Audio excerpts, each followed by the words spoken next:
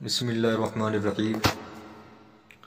आज का जो सवाल है वो ये है कि नफली रोज़ा रखा था और हैज़ आ गया, तो हैज़ की वजह से जब रोज़ा टूट जाता है तो क्या वो रोज़ा जो हमने रखा था, ये खातून का सवाल है, तो क्या वो हमारा ख़त्म हो गया या वो रोज़ा हमको रखना होगा? क्या उसकी कोई क़ज़ा है? क्या नफली रोज़े की क़ज़ा होती है तोड़ने के बाद,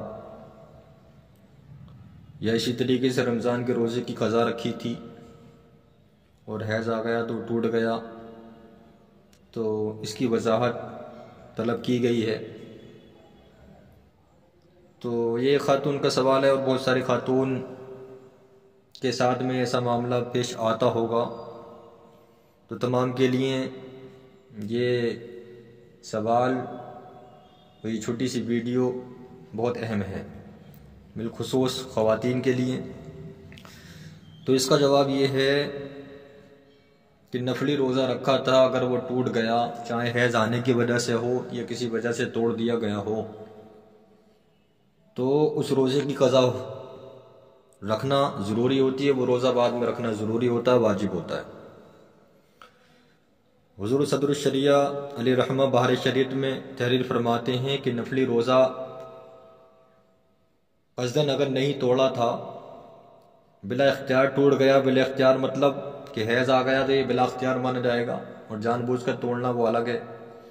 तो जानबूझ की बात तो अलग है, अगर बिला इख्तियार भी टूट गया, हैज़ आने की वजह से भी टूट गया, तो हुज़ूर सदरुल शरिया फरमाते हैं कि जब भी उस रोज़े की क़ज़ा वाजिब है।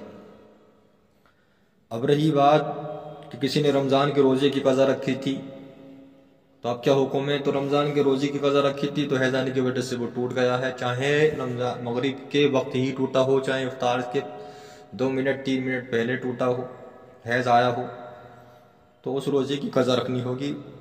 रमज़ान का रखा है तो उसी की क़ज़ा करनी होगी जो पूरा ना हो सका। इसी तरीके से कोई बोले हुए थे या खुद पर वाजिब कर लिए थे, वो रोज़े की क़ज़ा है तो उसका भी यही हुक्म है। अगर ऐसा टूटा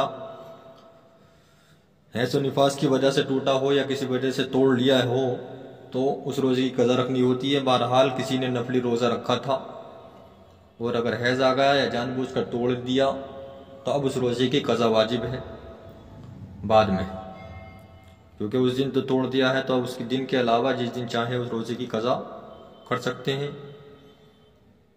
तो उम्मीद है कि जवाब समझ में आ गया हो। तो सवाब की नीयत से अगर हमारे चैनल अभी सब्सक्राइब ना किया हो तो कर लें, और सवाब की नीयत से तमाम लोगों तक, बिलखुसूस खासकर ख़वातीन तक इस बात को पहुँचाएँ। और अब दूसरे सवाल की तरफ हम फिर बाद में आएंगे। तक के लिए अल्लाह हाफ़िज़, अस्सलामु अलैकुम।